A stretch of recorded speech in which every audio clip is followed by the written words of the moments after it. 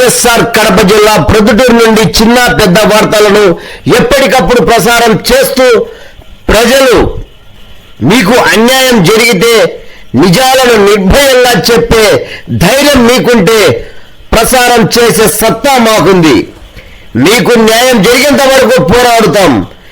మీ ముందుకు మీ AKTV news 9984491955 phone call చేస్తే చాలు.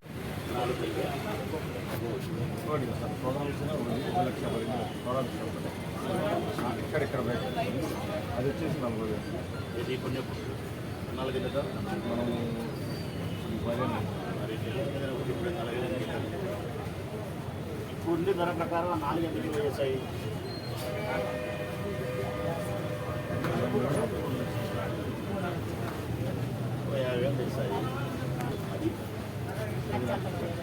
ఇది కొత్తది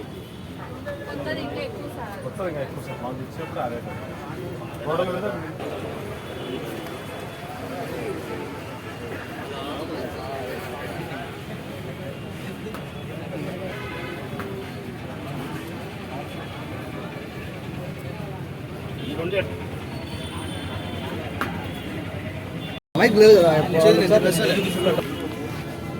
రాచమల్లి శివప్రసాద్ రెడ్డికి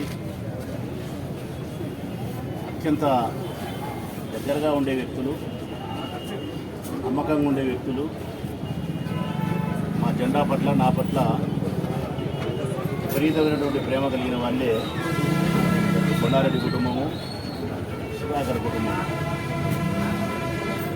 ఒక రకంగా నమ్మకమైన వాళ్ళు, మా పట్ల ఎక్కువ ప్రేమ ఉండగలిగిన వాళ్ళని చెప్పేదానికంటే కూడా నా కుటుంబ సభ్యులు, నా కుటుంబంలో ఒకరు అని చెప్పడమే నిజాయితీ. వారికి నేను ఇచ్చే గౌరవం కూడా.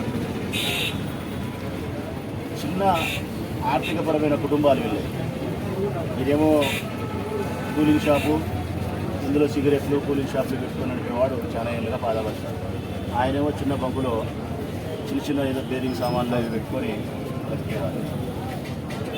దీనికి వచ్చిన ఆదాయంతో వాళ్ళ కుటుంబంలో ఉండే మహిళలు కూడా ఏదో ఒక పని చేసుకొని అంతా కలిసి సంసారాన్ని పోషించుకోవాలి. అంత చిన్న ఆర్థికపరమైన కుటుంబాలు. ఇంత చిన్న కుటుంబాలైనప్పుడు కూడా నా పట్ల, మా జెండా పట్ల అంత ప్రేమ, అంత నిబద్ధత కలిగి గత 10-12 సంవత్సరాలుగా వైఎస్ఆర్ కాంగ్రెస్ పార్టీ ఆవిర్భావం నుంచి నేను ఈ కాన్స్టిట్యున్సీకి లీడర్ అయినప్పటి నుంచి మా జెండా బట్టి నా ఇంట జరుగుతున్నారు. ఇప్పటి వరకు ఒక్క రూపాయి కూడా నాతో వాళ్ళ ప్రయోజనాన్ని కూడా పొందలే. ఒక్క రూపాయి కూడా ప్రయోజనాన్ని కూడా పొందలే. ఎలక్షన్లు వచ్చినా క్యాన్వాస్ అయినా వాళ్ళు తిరుగుతారు, వాళ్ళ ఖర్చు వాళ్ళే పెట్టుకుంటారు. మళ్ళీ ప్రతి సంవత్సరము జగన్ జన్మదినానికి, నా జన్మదినానికి పురస్కరించుకొని కొండారెడ్డి వాళ్ళైతే ఈయన ఆంజనేయ స్వామి గుడి దగ్గర భోజనం పెడతారు. మీ అందరికీ తెలుసు. ఇంకా గొప్ప విశేషం అంటే అంత ప్రేమ ఉంది నా పట్ల కానీ, వైఎస్ఆర్ కాంగ్రెస్ పార్టీ పట్ల కానీ. మరి అంత ప్రేమ కలిగిన వ్యక్తులు నా కుటుంబ సభ్యులకు సంబంధించిన వీరి 2 షాపులు మాత్రమే కారడం అంటే ఈ ప్రమాదం అనుకోవాలన్నా, లేకపోతే పగతో ఎవరన్నా అగ్గి పెట్టారనుకోవాలి. ఇక్కడ అడిగితే చుట్టుపక్కల వాళ్ళను ఎవరైనా అడిగితే ప్రమాదవశాత్తు సంభవించినట్టు లేదు. షార్ట్ సర్క్యూట్ అయితే కాదు, ఇది మీటర్ కరెంటు విద్యుత్ షార్ట్ సర్క్యూట్ అయితే ఇది డ్యామేజ్ కావాలి కాదు.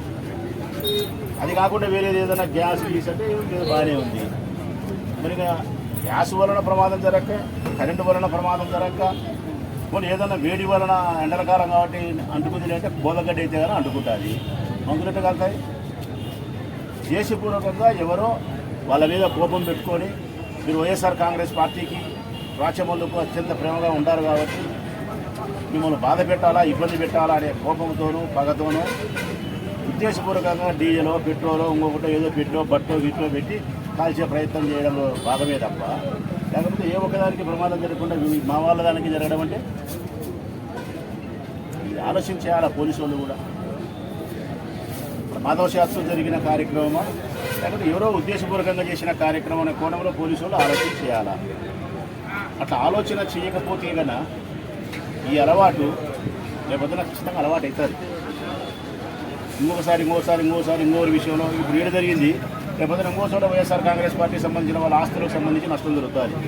పోలీసు వాళ్ళు ఉదాసీనత ప్రవర్తిస్తే ఆ కోణంలో విచారణ చేయకపోతే కదా ఇటువంటి కార్యక్రమాలు ఎవరి వార్డుల్లో ఎవరి వీధులలో వాళ్ళ సరిపోలాల మీద చేస్తుంటారు. మనకేం కాదు, మన పార్టీ అధికారం ఉంది, తెలుగుదేశం అని చెప్పి చేస్తారు. ఇప్పుడు కూడా నేను స్పష్టంగా ఇది కాల్చినారా కాల్చలేదా ప్రమాదమా అంటే ఉండబడిన పరిస్థితులను ఆవలింపు చేసుకుంటే ఇక్కడ విచారించుకుంటే ఇది ప్రమాదం కాదు, ఉద్దేశపూర్వకంగా చేసినది అనేది మాకు అనిపిస్తూ ఉంది. అది అవునా కాదా అని ధృవీకరించాల్సినది పోలీసులు. ఆ కోణంలో విచారణ చేసినట్టయితే వీళ్ళకి ఈరోజు న్యాయం జరగకపోయినా కానీ ఇంకొకరికి అన్యాయం జరగకుండా ఉండేదానికైనా పోలీసులు ఉపయోగపడతారనేది నా మనవి. కాబట్టి పోలీస్ శాఖను కూడా ఆ కోణంలో చూడండి, గమనించండి. ప్రశాంతంగా ఉండాల్సిన ఊరు ప్రశాంతంగా పెట్టండి. గతంలో ఎప్పుడు ఇటువంటి కక్ష సాధింపు చర్యలు పేద ప్రజల పట్ల, కార్యకర్తల పట్ల, చిన్న చిన్న పనులు చేసుకుంటే పేద కార్యకర్తల పట్ల అక్కస చర్యలు పెట్టుకొని వారి జీవనానికి ఉపయోగపడే సామాగ్రిని నాశనం చేసిన దాఖలాలు ఈ ఊళ్ళో లేవు. అది ఈరోజు మొదలైతే రేపొద్దున ఇట్టే త్వరగా ఉత్తమవుతుందనే ఉద్దేశంతో నేను విజ్ఞప్తి చేస్తూ ఉన్నా. రెండవది, ఎవరైతే ఇది ఉద్దేశపూర్వకంగా కాల్చి ఉంటే, ఒకవేళ కాల్చి ఉంటే వాళ్ళకి చెప్తాను, ఉద్దేశపూర్వకంగా కాల్చకుండా ప్రమాదశాతం జరిగితే ఓకే రైట్, అది మా దరిద్రం అనుకుంటాం, ఏదో మేము కింద మీద పడతాం. ఎవరైనా చేసి ఉంటే వాళ్ళకు చెప్తా ఉన్నా నేను, దీనివలన వచ్చిన ప్రయోజనం ఏమీ లేదు. దీనివలన మీకు వచ్చిన ప్రయోజనం లేదు.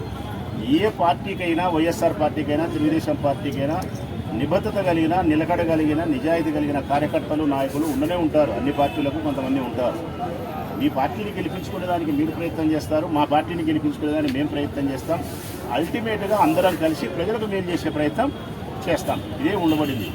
అంతే తప్ప వ్యక్తిగతమైనటువంటి పగను, ప్రతీకారాన్ని మనసులో పెట్టుకొని పేదవాళ్ళ యొక్క జీవన విధానానికి నష్టం కలిగించి ఇటువంటి కార్యక్రమాలు చేయడం అనేది మంచిది కాదు.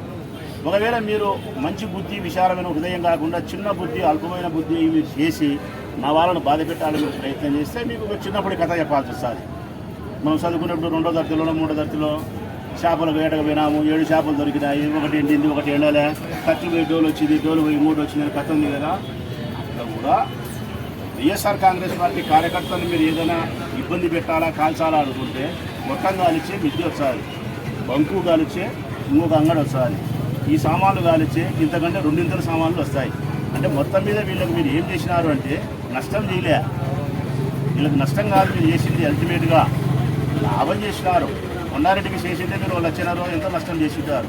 నేను 3 లక్షలు ఇచ్చా కొన్నాడికి, నేను 2 లక్షలు ఇచ్చా కొన్నాడికి. ఏమవుతుంది? ఆయనకు 25,000 30,000 నష్టం చేసింటారు, ఆయనకు 50,000 ఇచ్చా. ఏమవుతుంది? ఇప్పుడు ఆయన మీరు మేలు చేసిన వాళ్ళు అవుతారా, కీడు చేసిన వాళ్ళు అవుతారా? నిజంగా వైఎస్ఆర్ కాంగ్రెస్ పార్టీ కార్యకర్తలకు, నిజంగా వైఎస్ఆర్ కాంగ్రెస్ పార్టీని ప్రేమించే జెండా పట్టిన నాయకులకు మీరు తీవ్రమైన నష్టం చేయాలంటే రాచమల్లును చంపాలా. ఏం చెప్తానా? తెలుగుదేశం పార్టీ వాళ్ళకు రాచమల్లును చంపాలా, లేదంటే రాచమల్లు చచ్చిపోవాలా. వీడు రాచమల్లు అనేవాడు శ్వాసతో ఉన్నంతసేపు ఈ ప్రభుత్వ నియోజకవర్గానికి సంబంధించిన వైఎస్ఆర్ కాంగ్రెస్ పార్టీ కార్యకర్తలు, నాయకులు అగౌరవం పడడం కానీ, బాధపడడం కానీ జరగదు, జరగనియను కూడా. మరికొన్ని ఆర్థికపరమైన సమస్యలు 2 కలిపి ఆత్మహత్య చేసుకునేవారు.